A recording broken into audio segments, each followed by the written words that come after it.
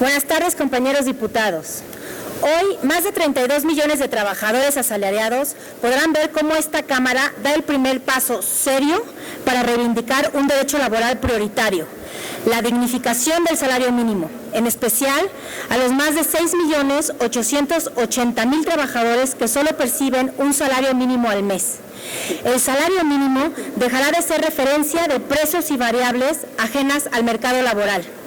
Lo lograremos aprobando una reforma constitucional de gran valor social, desindexando el salario mínimo de tabulaciones, de cuantificaciones, de referentes en los cuerpos normativos que no tienen nada que ver con su origen, con el derecho laboral alcanzado en los procesos revolucionarios que construyeron esta gran nación. Es cierto que la desindexización del salario mínimo por sí solo no implicará un aumento inmediato a los salarios, pero sí logrará de inmediato revertir la distorsión que se le ha dado a esta figura, como una alusión de valor de mercado y no como un derecho social a favor de los trabajadores.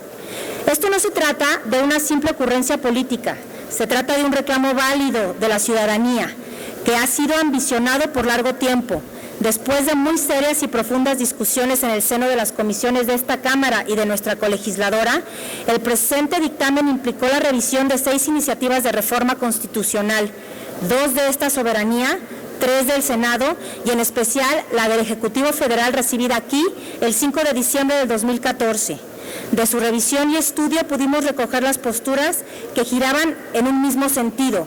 No importando nuestra ideología política, todos los grupos políticos coincidimos en esto.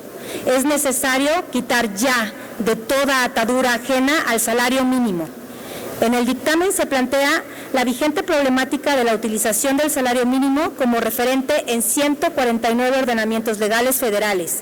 Todos ellos constituyen un freno real para su incremento. Es definitivo que su utilización como unidad de cálculo para el cumplimiento de obligaciones reguladas por la ley o como una unidad de referencia en la economía ha minado su naturaleza y propósito como un derecho humano de carácter social. En este sentido, el valor del salario mínimo ha atravesado por una larga y aguda fase de deterioro que lo ha llevado a perder más del 70% de su valor real desde 1980. La inequidad de nuestros salarios se observa aún más si tomamos en cuenta el estudio de la OCDE que señala a los mexicanos como los trabajadores que más horas trabajan al año, en promedio 2.250 horas anuales.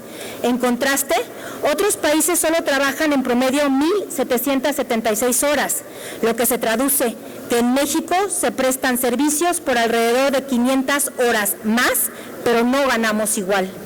La CEPAL informa que a lo largo del siglo XXI, México es el único país de América Latina con salarios mínimos estáticos y que no se ha hecho algo para propiciar su recuperación.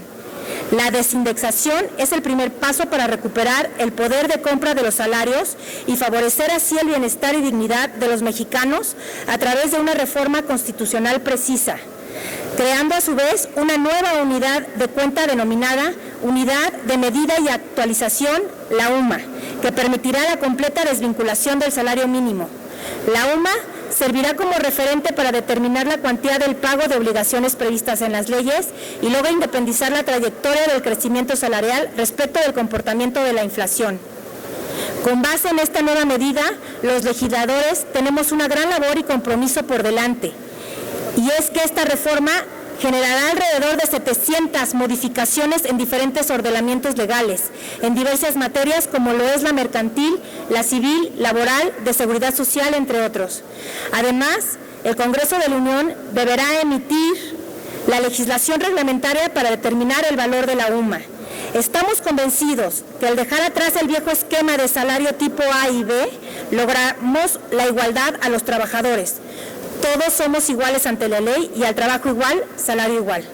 Ahora, como Cámara debemos lograr que no solo se dé la desindexación que hoy estaremos por aprobar, sino lograr un verdadero y profundo cambio de la realidad económica de los trabajadores y sobre todo la igualdad real de acceso a mejores ingresos a las mujeres trabajadoras.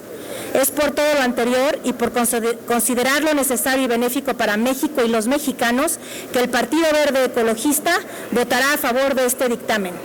Es cuanto, señor presidente.